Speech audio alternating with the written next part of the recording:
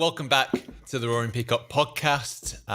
We talk about Leeds United. My name's Adonis. You know me as at the Adelites on Twitter. Very good hello from me. Joining us is the Warden of the North at LUFC, Warden Sam Ward. Good evening, everybody.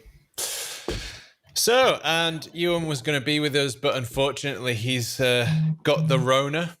So best wishes to Ewan, and hope he gets better soon. Rest up, plenty of zinc, vitamin D. Lay off the horse dewormer.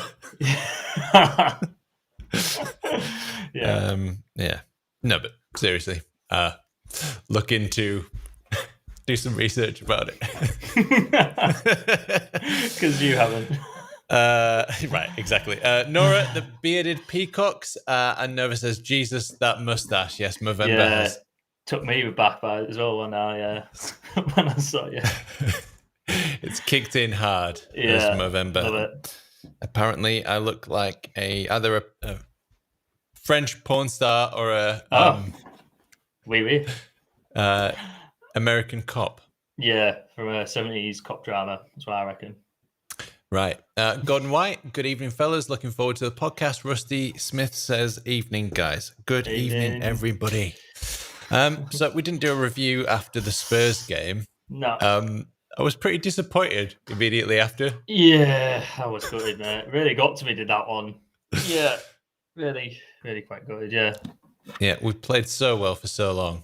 Yeah, it's more just the manner it fell apart, and you could kind of see it coming. And I don't know, it's just after the first half, you just think, wow, we're all shocked because we were missing Rodrigo, missing Rafinha, missing a few good players, and we still did so well. And the game plan seemed to work, and then it just seemed to fall apart so quickly. And I don't know, for me, it's just, I keep saying, oh, it'll come, but it has to come soon. It just has to, because we blinked and it's a third of the way through the season. We've only got 2 wins. Like, it needs to start changing soon, and we need to start making the dominance that we had in that first half. We need to start making that count and putting teams to bed.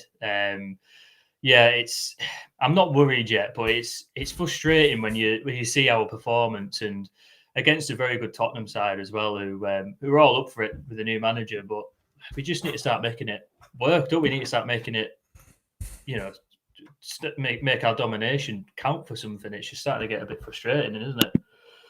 Yep. So this was the lineup then, and I thought it was a very strong lineup, solid at the back.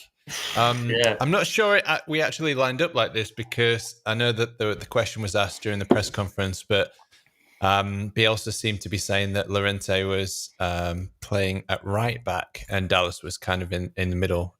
Yeah. But yeah, Strauch, Cooper, Phillips and Llorente at the back seemed incredibly solid. And then Forshaw played very, very well again, I thought. Yeah.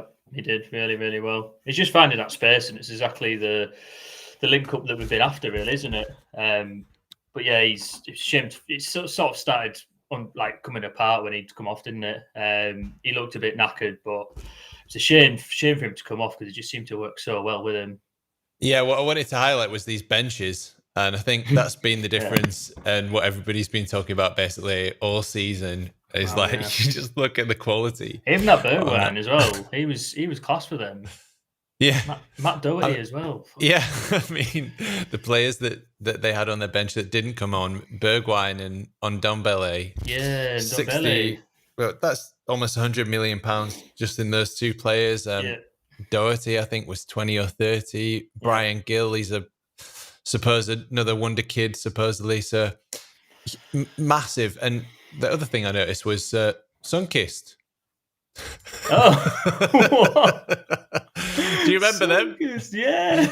Stick them in your freezer, wouldn't you?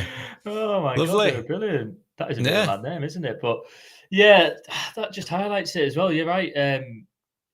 Just miles different, aren't we? But that's what kind of makes it more frustrating, how we just competed so well for 45 minutes. But I'm actually surprised he's only the first of his name. So if you're listening on the podcast, so we're talking about Christopher August Sundqvist Klaassen, which is our backup goalkeeper. So Augustine in disguise, maybe coming back. I'm just surprised he's only the first of his name. Surely it should be. He should be the third, or yeah. Anyway, yeah, that sounds like a long family of them, doesn't it? Yep. Let's have a look at the chat here. Paul Homeboy, that is a quality Tash, Riot Badger, or one of the village people. I don't judge. Yeah. I'm copping it tonight for my Tash, I tell you. Gordon White, I was a bit worried about the bench. It looked like a school trip. Yep. Nora says, you're the only one not judging then. And Badger says, there's no need to feel down.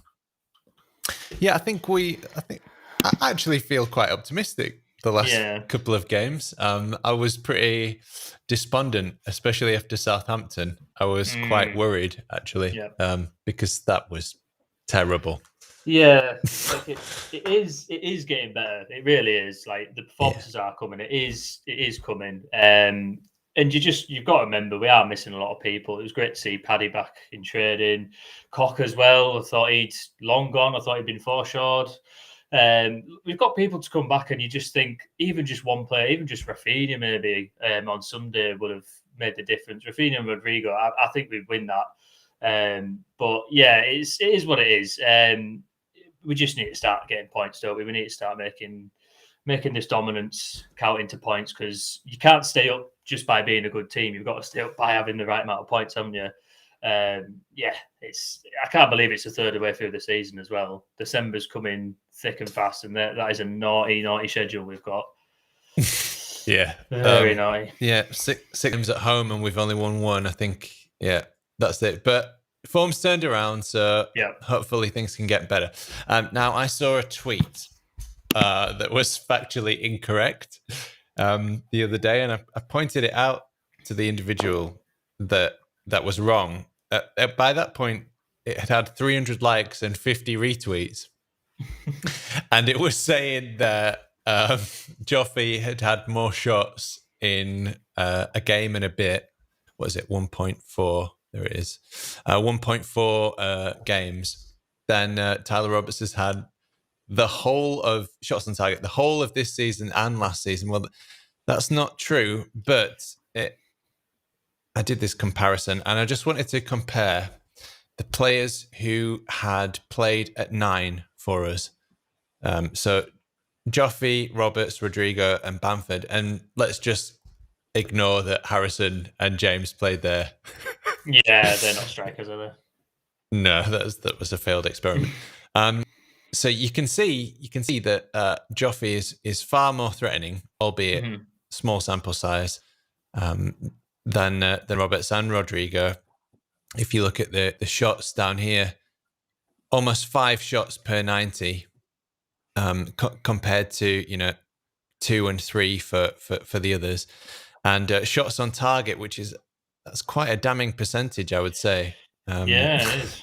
770% more shots on target per 90 than Tyler Roberts. So it's the eye test, but there's the stats to back up the eye test. So I think we're all very happy that Joffrey got a start. Yeah, and I thought he did really well. What Joffrey did? Yeah, no, he did. He's not afraid to take a shot as well, which sometimes is what we're quite bad for, isn't it? Trying to walk it in, but no, he was taking shots, and he more than handled himself as well against Eric Dyer and some good defenders that Tottenham have. He's excited, isn't he? the other ones, I'm not sure who they are. Romero. Yeah. But yeah, I think I think he's brilliant, and he's just going to get better and better. And just to see him handle it on that stage for a start, it's brilliant. It's a shame he didn't get a goal, but he's more than capable, and I'd much rather see him than Tyler Roberts. And thank God we didn't really see Tyler Roberts start, or we didn't see Tyler Roberts start, did we? I'm just glad about that. We mentioned it in the space yesterday. So there are three camps in the Leeds United fan base, and one of them is the people that will never complain ever, will never criticize players. There is another group that will always criticize everybody to do with the club. You'll even get hashtag Rads out as we're being promoted. And then there's all the people in the middle. Yeah. And I saw another stat about Tyler Roberts, which was that we've now seen him come off the bench to make an appearance 97 times. Wow. And I think everybody who was in the middle is now probably looking, probably more in the criticism camp. And I think I saw another tweet that said the definition of insanity is doing the same thing and expecting the same different results. I think after 97 times in my life of watching Tyler Roberts come off the bench and hoping that he can maybe prove me wrong, probably the last 50 times, because even at you've seen it happen 47 times, you're still thinking, no, he's young, give him a chance. Yeah. As we're approaching our century of watching him come off the bench. I can't believe that. I feel like maybe he needs to go on loan. Yeah, it's frustrating, isn't it? And Saturday was the first time I've actually found myself shouting at the telly about Tyler Roberts. I'm usually quite calm when I watch football, but Sunday, was the first time I'd actually shouting at the telly just in frustration about him. It's so easy to say, look, he's young and stuff, but he has to take them chances. He's had so many of them now. I like how he drives the ball forward, but it's just what he does with it every time. It's just always wrong, and it's always just that second too slow. And I don't know if that is that something that can be improved? Is that not just instinct? I don't know. He was good in the Championship, don't get me wrong, but I just think it's a step too far, the Premier League. And I don't know, who do you think could go on loan to? What, a Championship team? Is that going to improve him? I don't. Well, it seemed to be working for Poveda until he broke down. Unfortunately for him. So I think it might be a good idea. Certainly, he's not going. I don't think he's going to develop while he's under all this pressure as well. No. I mean, we're a very demanding fan base, and if he is coming on as a substitute to change the game, I think that's probably a bit too much pressure to develop. Okay, some chat then. Paul says, you're right, one player would have made the difference. Riot Badger, I'm on the 3 teams are worse than us train this season: Newcastle, Watford and Norwich. You say that, Alex. Choo-choo.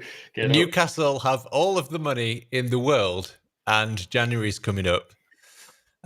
So you just never know. You never know. Nova, what are you doing with stats? I'm here for the tailoring and other general carelessness. I'm sorry, Nova. We'll try and take the tone down a bit. Gordon White, as Sam says, it's a third of the way through the season. The next 3 matches, we need to pick up 6 or 7 points. Teams below us are starting to pick up points. Badger. Tyler Roberts has pictures of Bielsa drinking a Starbucks, and he's threatened to release it to the Costa Weatherby. Paul says, I'm hoping for a run of games with a fit and healthy team and no players to the African nations next year. Do we have any African players?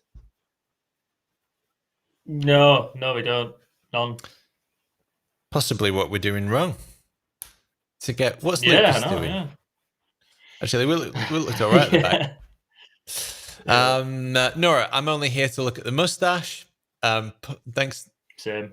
Thanks, Nora. Paul, I think Roberts has always had till the end of the year. Yeah, Lewis said yesterday that he was surprised he didn't go in the summer, and I was as well. Yeah, I was. And just got a new contract instead. Right.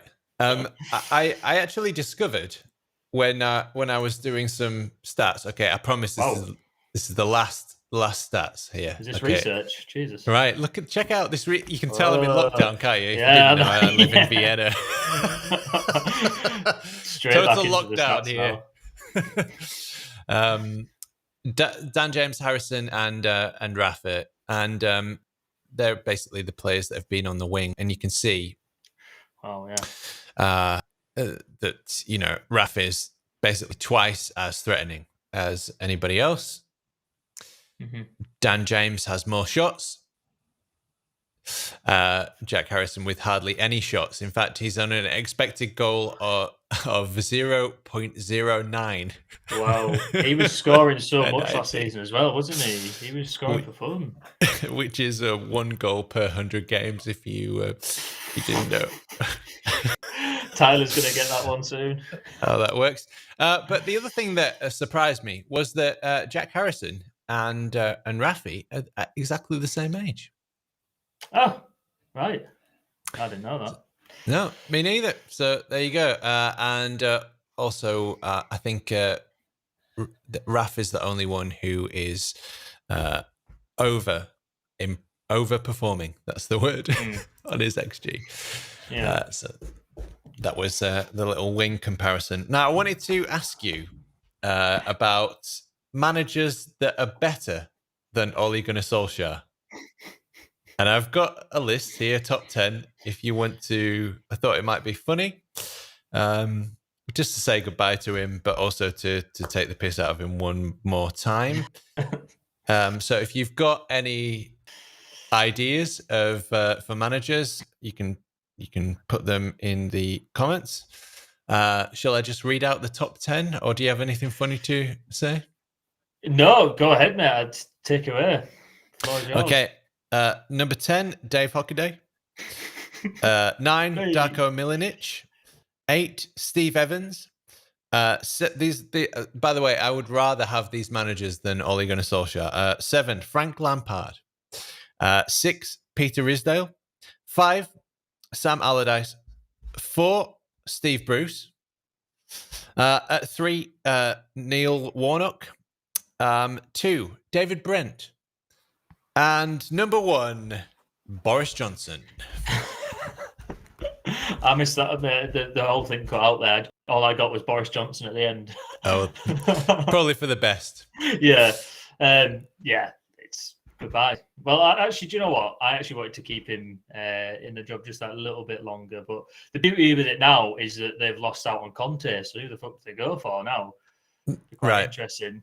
I love how Bielsa was playing 4D chess with our results against them. Yeah.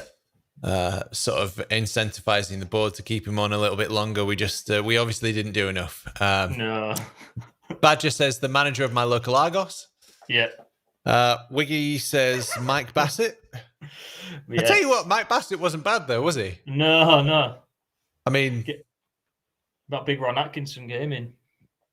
Right budget David Hockaday after a severe head injury.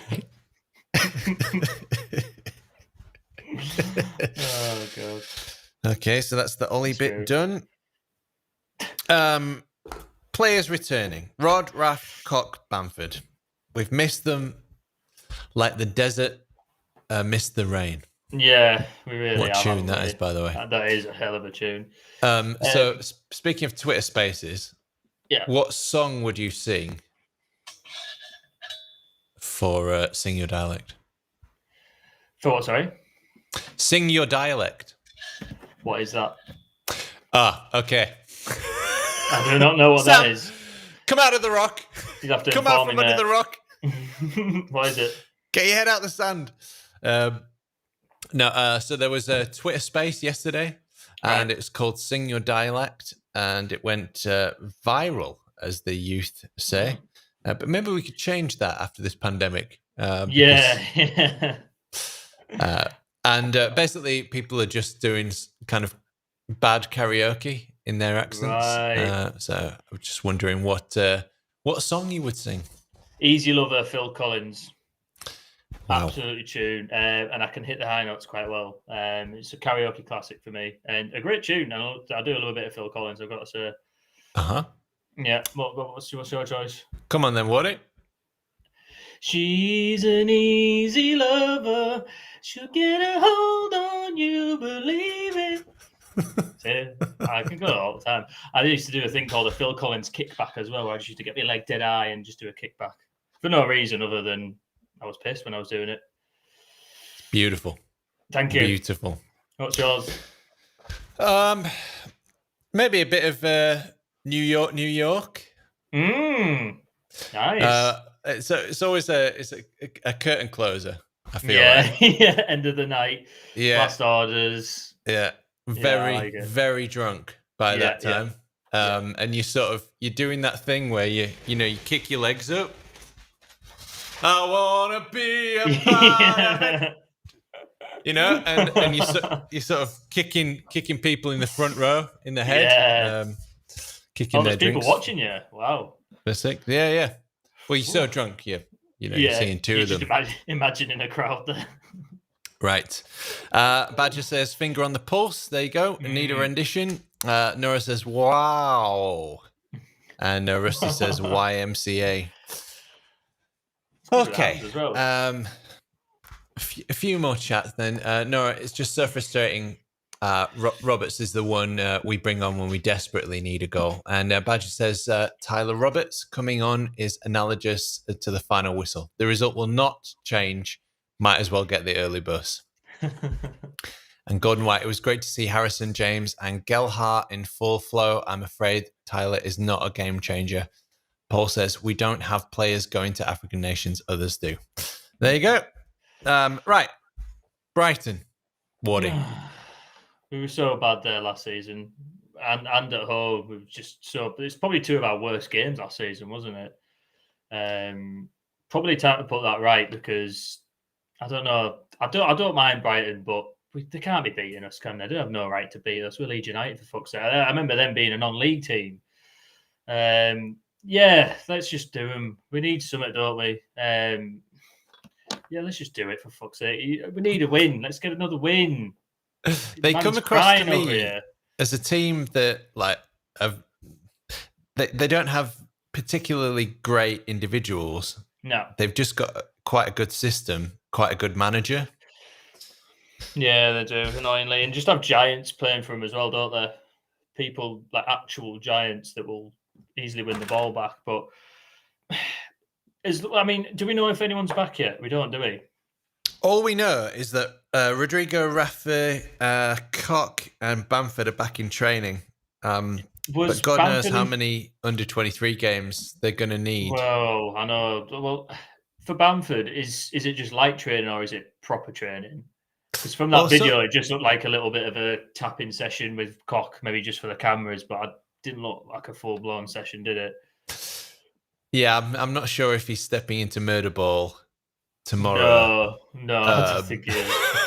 He did seem quite gingerly prancing around. He did, yeah. His touches were pretty off as well.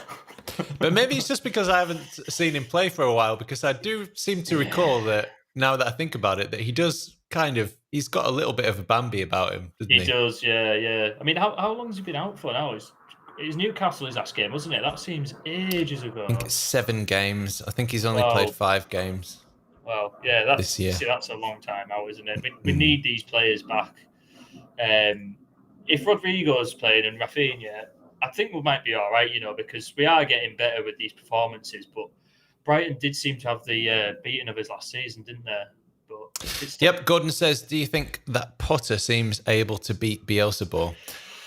I actually don't think, I'm more superstitious than that in a way, because it was we could never win in London. Yeah. And then we played Fulham that time on Friday night, and it was Fulham, you know what I mean? And we were there with our socks off, waving them around, singing, going crazy. Yeah. You know what I mean? We were so elated to win in London, even though it was just a game against Fulham. So I think it's I feel like the same thing with Brighton. It's just we've never won at the Amex Stadium. I don't. They're a sort of team that when I watch them, they do quite well, but they've sort of dropped off a bit now, haven't they? They had a really good start and they've sort of dropped off a bit. But look, we just need something, don't we? I think losing would be the worst thing we could do, obviously. But a draw, I'd probably take it. But we need to start picking up the points because after these next few games, I don't think we're going to get many, are we? But we should be beating teams like Brighton. I don't think they're any better than us at all. Just hopefully we get more people back. see if we can get some predictions from people in the chat. So maybe I'll try putting the chat overlay on, and just let the comments come in. So if you're watching now, just give us your predictions and tell us about Brighton, what you think about that game. But Brian L says Brighton need turning over. We need some of the first team back. Please no Firpo. That's a good shout. Firpo didn't make us any better on Sunday, did he? It's so weird with Firpo. He came in with like anybody. If we buy them from Barcelona, obviously there's going to be this massive hype because we bought a player from Barcelona, but he really hasn't. He hasn't done much, and I honestly think we'd have been better off keeping Alioski. Yeah, I know, but you never would have thought. Never would have thought season. Because I think it seemed at the time like a nice parting to say bye to Alioski, because he was just, some games he was so frustrating, but then there's certain games, Tottenham for example, last season, he just ran riot and he was so energetic and he was so good on the left. I remember against West Brom as well, he was my man of the match. He was unbelievable that game. I just don't feel like we're going to get that many unbelievable games out of Firpo. I know it's been a bit stop-start for him, but the guy is meant to be good. And he's a specialist left back. I know it does take a while to gel in, but he needs to start kicking on soon because we've got fucking Pascal Strout there at the moment. He's in the team ahead of him at the moment. Strout was fantastic. He really was. He was so good. He's so good at just nipping in front of players and timing the tackles to perfection. He's so good at reading the game for such a young lad. And I just love how he looks as well. He looks like a mix of Wolverine. Who else? He just looks like a mix of loads of film characters, and he just looks. Yeah, I love how he looks. Yeah, it's pretty crazy. Yeah, I think the one thing you would say is he's not quite got it moving forward. He's not the attacking left back that we're used to seeing under Marcelo. Absolutely, and I think nothing that's getting past quite him. Important, isn't it? Because those underlapping and overlapping movements. Mm-hmm. Okay, some predictions here. Rusty Smith says 2-2. There's one. I don't think my heart can take it, Rusty. Liam White, hello from Donegal. Leeds. Hi, Liam. Brian L. I hope that's not Brian Laundry.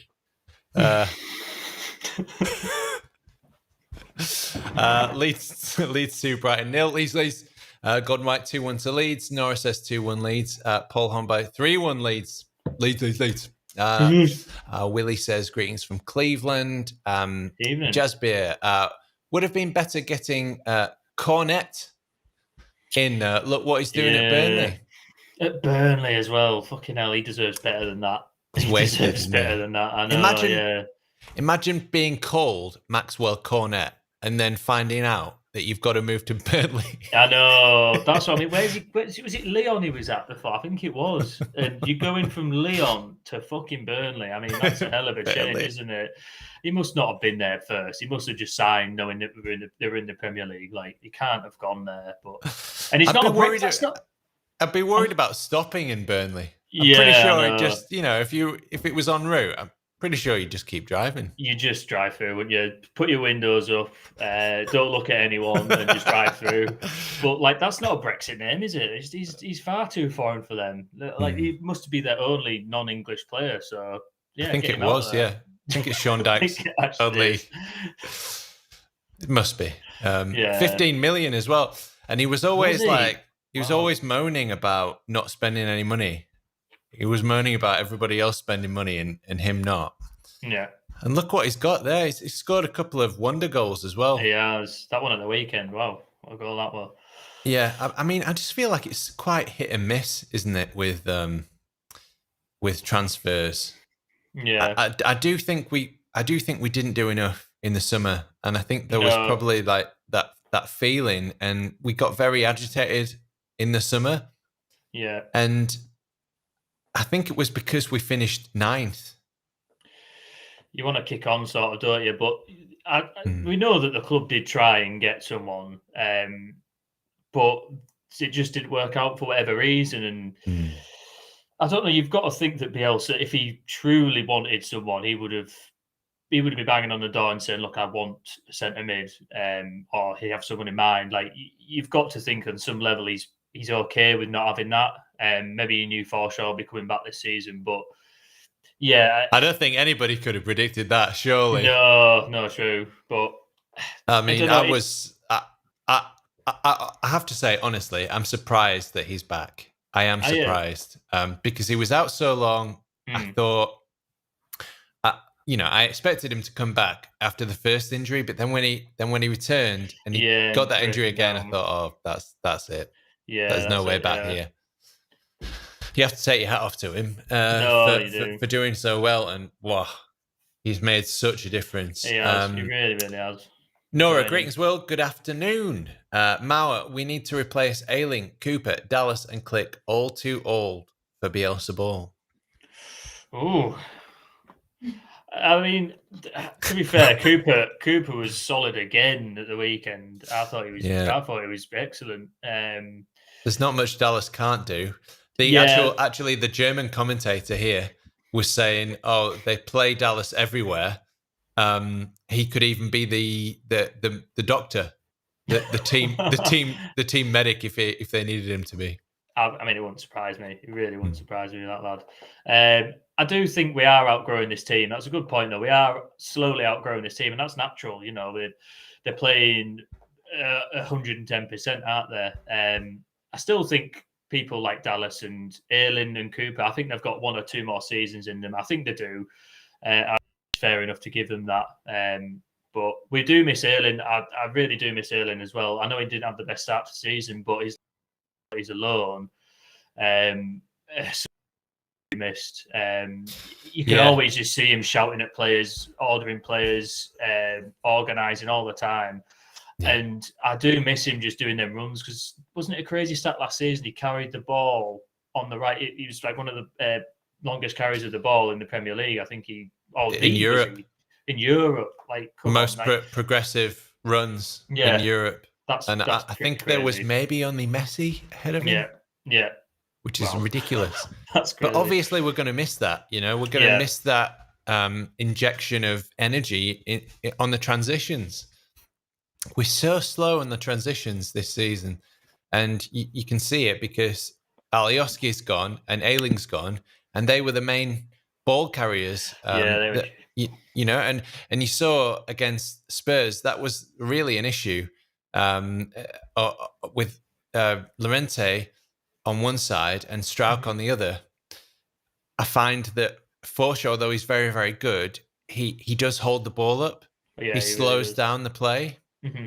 Which is what's needed sometimes. He's definitely a very intelligent player. On transition, you need to be quick. Yeah, you do, yeah. Very, very direct and quick balls. And then when Tyler Roberts came on as well, he's another one who does that, unfortunately. He is actually quite good at running into open spaces, but there are times when he'll do the same thing that Forshaw does and turn backwards and slow the play up, or there'll be easy passes on and he'll try 5 step overs. Okay, Gordon White, do you find when we are down towards the bottom of the league that you don't get the rub of the green, or is it just me? I feel that's like it's a bit of both, I think. I don't think we had much luck. I don't think we had that much luck last season as well. All the VAR decisions that went against us that were like a pube offside, or that one with Robin Koch on the first game. The rule was overturned shortly after. And this season, we just don't seem to be getting much at all, do we? In terms of refereeing decisions, or just that. I mean, look how bloody Tottenham scored. It deflected off the wall, hit the post, and fell straight to someone. Like that rarely happens. Like, to fall perfectly into his path. Like, it's rare that happens, and that was their winning goal. And we just haven't had anything like that yet, have we? And you've got to think our luck is going to turn, as well as these players coming back. But like I said before, it just has to happen soon, doesn't it? We've got to create our own luck. To be fair to Spurs, and it does pay me to do this, but Kane did hit the post and Son hit the crossbar. If they hadn't have had that slice of luck, they also could have won that they also could have beat us 3-1 or something. But I do feel that our problem has always been that we are liable to concede a goal or two, especially because we push so many men forward all the time.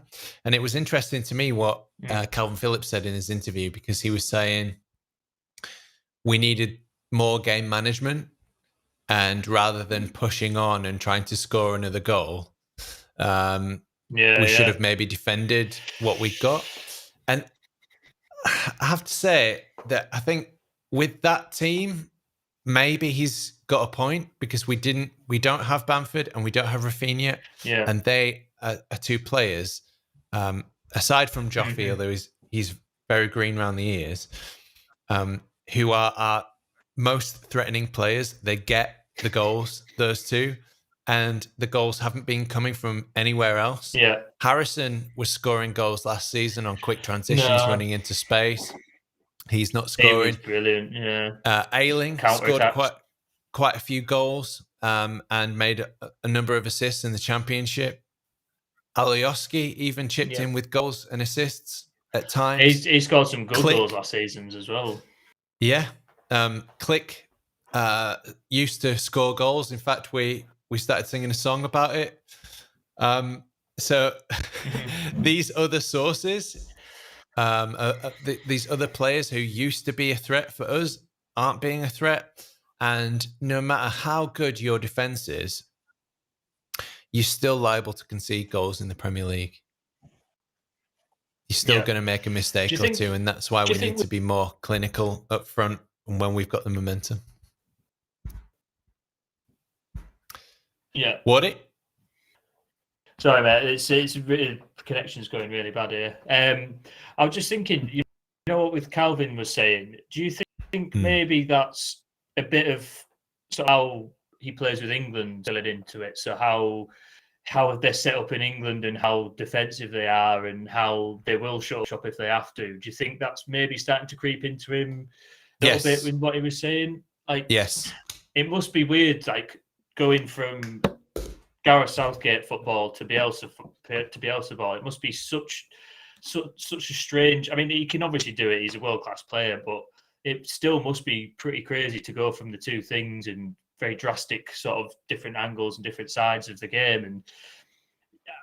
And it must be frustrating when you just think, right, let's just sit on this lead, slow it down a bit, not let them create these gaps, and just be a bit more solid. And I can see where he comes from, but you've just got to sort of just Bielsa ball. This is how he does it. This is how he's always done it. And you just got to take the rough with the smooth with it, because when it pays off, it's beautiful. But when it doesn't, it's quite glaring gaps and stuff start appearing, isn't there? Me personally, I would be more cautious. I would. Definitely. I would set up more defensively. But you can do that.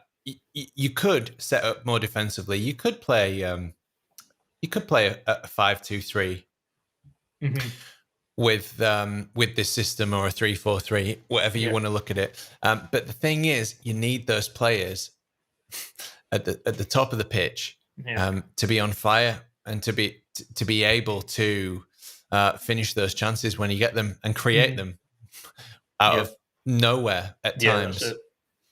I would question whether we've got the players to do it as well. Maybe we do, but I think we had more personnel, defensive-minded personnel in the team, and it did invite pressure in that second half. Yeah, because we weren't really a threat going forward. Even when we were on top in the first half, we didn't really look like creating that much, even though we've had however many shots it is. I can tell you now, we've had 18 shots. Do you know what I mean? But a lot of the time it was like Dan James from the edge of the area with his left foot. Yeah.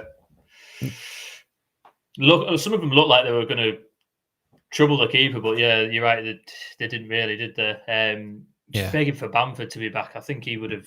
There's a few games this season where I think Bamford would have thrived and would have got one or two. And I'm not saying he maybe would have done that game, but he's an option, because there was at times where Joffrey was trying to get on the ball all the time and score his first goal, and rightly so, because kid's a great talent. But there was moments when they were running in on the wings and there was absolutely no one in the box to cross to pass to. And you just think Paddy's always an option there. And I know, like I say, maybe, I don't know if Gelhardt maybe been told to try and come wide and get the ball and run in, because he obviously, we've seen what he did against Wolves, running in, taking people on, putting people on their arse. He's great at that.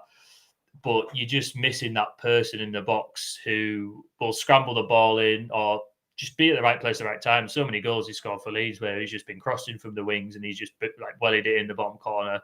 It's like sort of his standard goal, isn't it? And you're just crying out for that option, just someone, because he's bulking up a lot now compared to what he was when he first came to us. When he played for Borough, he was half the size he is now. He's massive now. He's bulked up and he's a big unit and he's a handful for defenders. And we just don't have that sort of option now, do we? I know Gelhardt's strong, but it's not the same, is he? He's not the same seasoned pro, because Bamford's been about for a bit now.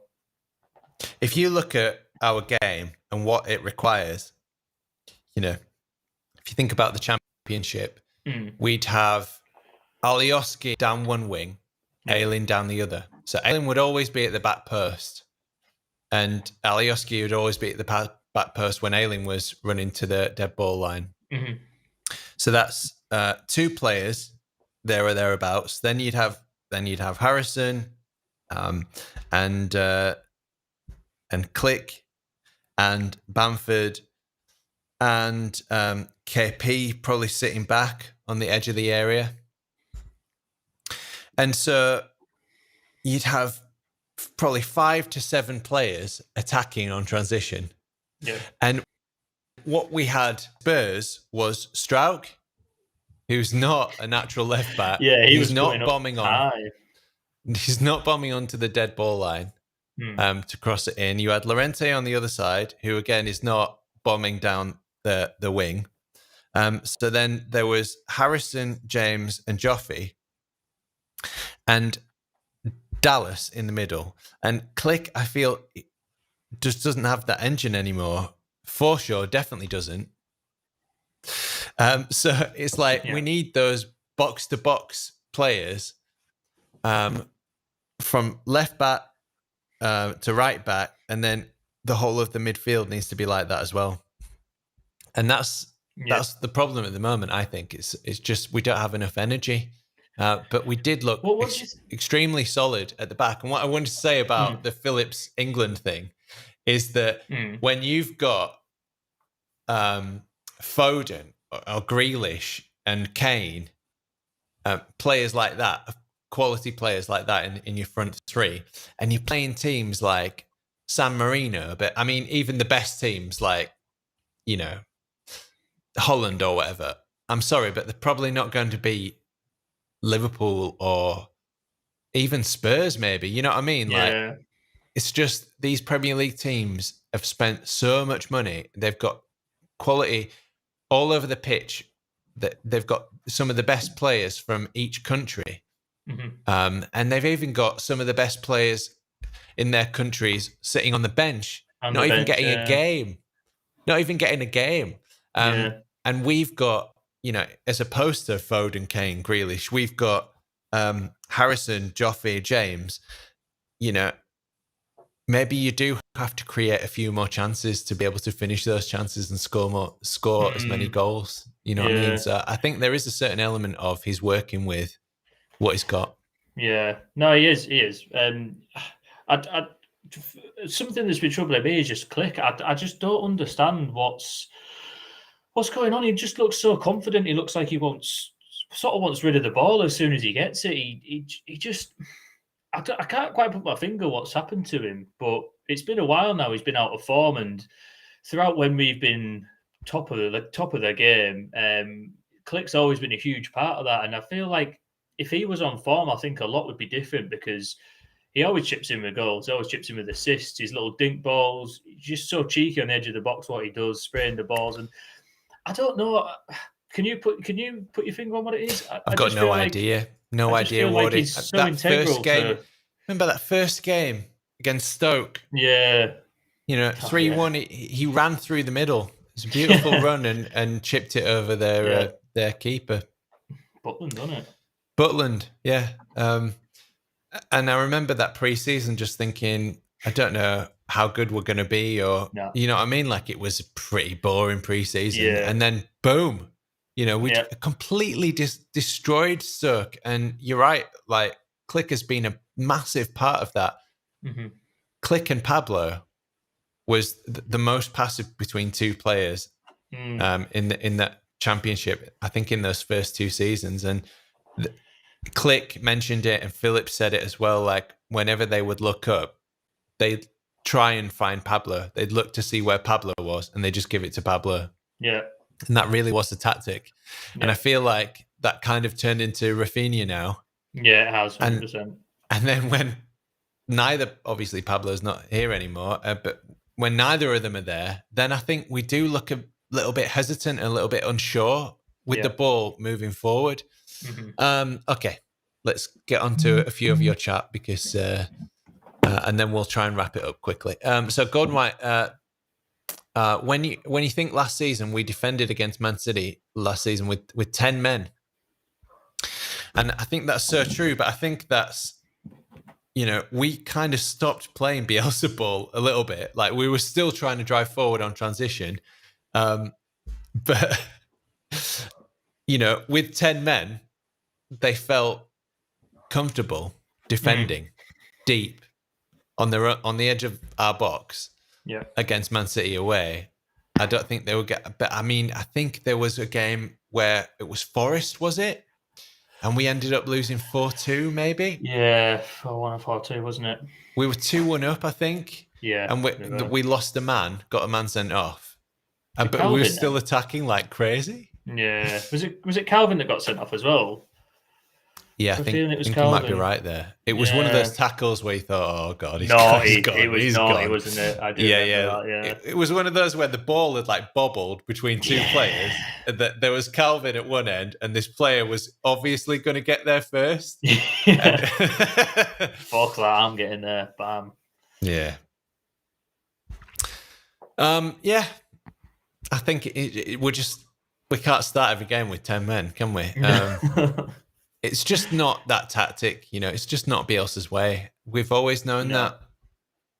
It's always going to be like that. Yeah. The squad's shallow. When we've got 6 players missing, we absolutely feel it.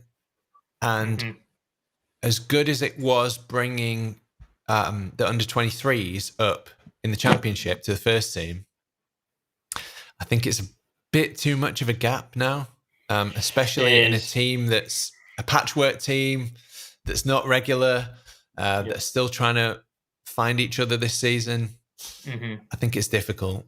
It is difficult. I think we do need to. Somebody asked about January. Sorry, I can't get around to all your comments, but somebody did ask about January and should we? Brian L. Here we said Brian Laundry. Sorry, I'll stop making that. It's not funny. Are we going to buy in January or go to the loan market? Depends who's available, isn't it? He's not going to want anyone who's, I think he also said, that's not going to improve the squad. You live near an airport, Wardy? It's RAF base right next to us. Okay. Can you hear that? Yeah. Yeah, they're noisy bastards. But no, look, I think, fucking hell, it is loud, isn't it? They've got to improve the team, and it all does depend on who's back from injury by then. Some of the 23s might be shining then. You just don't know, but you've got to look at who's available, and overinflated prices. People really going to want to loan someone to a direct rival in January? Probably not. You just got to see who's available, but. If we need to, I think we should, and I think if we're down where we are now, we should definitely. I mean, what's one or two players, like one player, one central midfielder. It's not going to hurt, is it?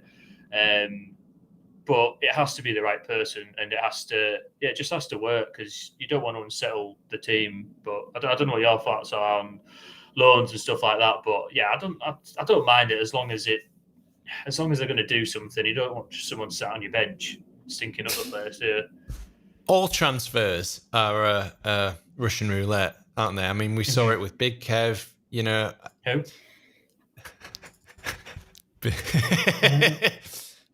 Don't mention it, and we won't have to pay it. No, that's it, mate. But then on the other hand, you look at Conor Gallagher and look what he's done. So it's the same whether you loan them or you buy them. Are they going to fit in immediately? Probably not. Are there extracurricular activities that are going to affect the performance of a player who comes in? If you look at Samuel Saiz, for example, he had family problems and had to go back to Spain, and he looked like a great player. So even if they're starting to perform, that something can go wrong. So I think it's a bit of a poison chalice. When it goes right, it's as much as research and analysis as it is as sheer luck, I think. Yeah, to be honest, we haven't had many good January signings either, have we? Really? I mean, Kiko Casilla for one. Pablo Hernandez on a free. Yeah, was that in January? I think so. Yeah. Right. Well, that will take that one back, but it doesn't seem. I don't. In recent history, I can't remember a lot that have actually worked for anyone really. You think about even big money transfers that go on in the January transfer window. Melier. You kind of put me wrong here. Was he in January as well? Yep. But that also Kiko Casilla was in January as well. And yeah, he's one that comes straight to mind. But I don't know. We've just got to see where we're at, haven't we? That's what I mean. It's just Russian roulette, isn't it? Yeah. I think we should dip in. I do. I think we should dip in. Dip your toe in. See what the temperature's like. I think a loan or two, free transfer would be great as well. Especially if it was Pablo Hernandez type. Yeah, Pablo Hernandez part 2. Yeah. What about Swift in Reading? He looks good. Yeah, he's out of contract. Swift, take him definitely. He does actually look really good. I know it's a bit underwhelming getting from the Championship, but like we've seen, Eze for Palace, I know he's injured, but he was unbelievable when he started playing, and people can make the step up. And he won out of Reading. I was watching a bit of their game last night, and the stadium's not even a quarter full. People just so unhappy with how it is there, bottom end of the Championship, and he's clearly. So you say we should take their best player, watch them go down, and wave goodbye. But no, like a player like that probably would love to come to Leeds, even if he's not playing all the time. I think he'd love to work under Bielsa and be in the Premier League. So yeah, you've got to think of that as well. You like I say, if someone's going to be sat on the bench, they're not going to be happy. But yeah, Swift. I know we've been linked with Swift. I'd be happy with Swift if I'm honest. Yep. Okay. Mao says we shouldn't buy anyone in January. It would be wasted money. And he also says, or she, I don't know, Mao, if you look at the stats, since promotion, our best form is without Cooper in the side. Paul says, I think we might get a loan or two. Maybe Bielsa, maybe players Bielsa has had before. Any available? So, well, now I'm in lockdown. I can do that kind of research. And Brian Liam, his name is Brian Liam, says Conor Gallagher was never coming to Leeds because his girlfriend didn't want to leave London. Yeah, I mean, he said in an interview that it was because of playing time and that Crystal Palace could guarantee him playing time. They also got rid of 12 players in the summer, Crystal Palace. And Patrick Vieira was a big fan and promised him game time, is what I heard from the interview. And obviously Bielsa is never going to promise any player game time. I think when we loaned Ben White, he went straight into the under-23s at the start. And that kind of, I think he does that to break egos a little bit. But Mal, we need proven quality players, not a squad full of Championship players.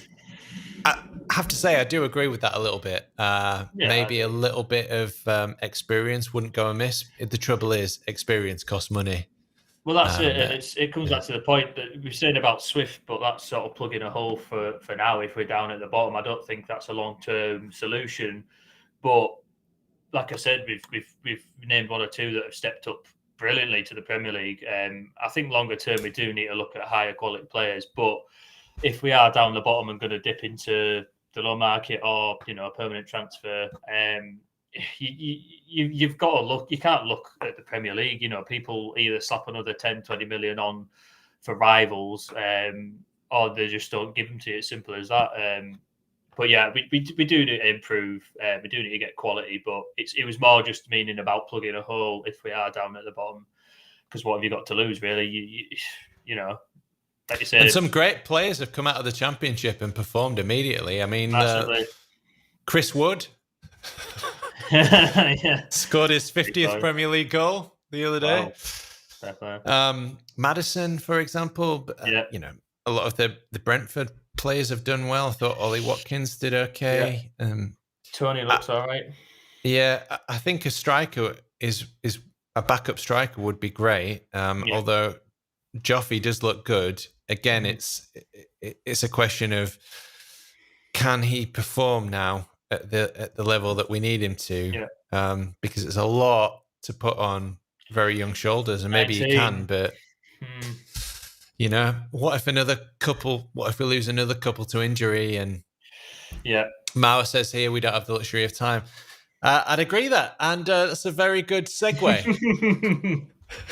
Look at that smooth hosting there, Jesus! Chef's kiss to you, son.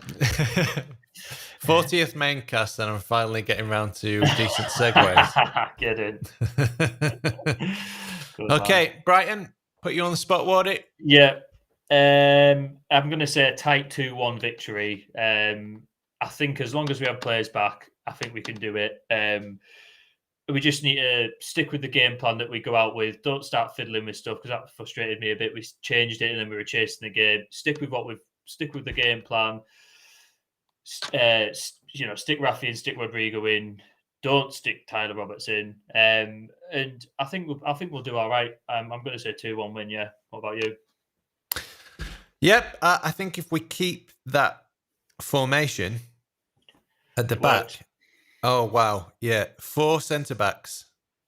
3 centre-backs plus Phillips. That's a Brighton tactic, that, isn't it? Almost playing a shitload of centre-backs. Playing at their own game. We've got more centre-backs than you. Yeah. Only 3, huh? No. Got 5. By the way, I just have to say, Kalvin Phillips played at centre-back and immediately became the best centre-back in the country. Yeah. Ridiculous. Absolutely ridiculous. Is there nothing that man can't do?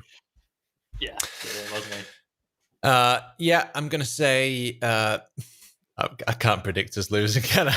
No. It's the Amex.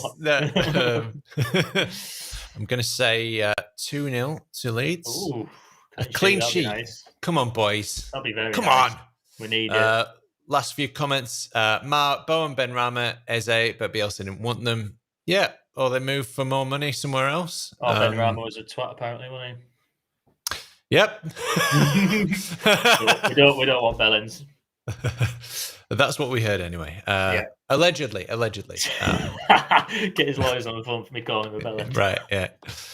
Brian Lim, 49ers, aren't they supposed to be our money train? All aboard the money train, that's what I say. Let's not cringy like Newcastle. Come on. Paul on boy, smooth. Yeah. Right, enjoy that? Yeah, I enjoyed that, mate. Yeah. Big plans for the week? Football. Go to football now. Start that at 8:30. Oh, wow. Okay, let you get off there. Oh, it's only down the road. It's not far. But no, just what we're doing at the weekend. Go to see some mates. I'm having my first drink in a good few weeks. So just like you did, actually. My first drink for 3 months, 3 years and 11 months. Wow, and that one pint hit you hard, didn't it? I tell you what, after about three sips, I was like, feeling this. It's that nice feeling, isn't it, that you get when you're a little bit tipsy. Yeah. You haven't eaten in a while, say, and you have a couple of pints, you're like, warm inside. But just a bit of a buzz. Getting my buzz on. Yeah, nice. But yeah, I won't be repeating that too much, I don't think. No. Anyway, have a good game. Last few comments.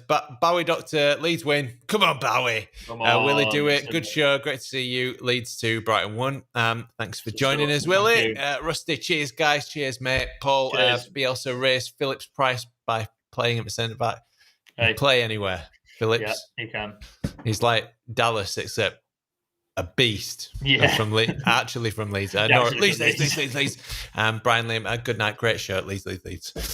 Oh, no. Let's do it, lads. Let's do it Saturday.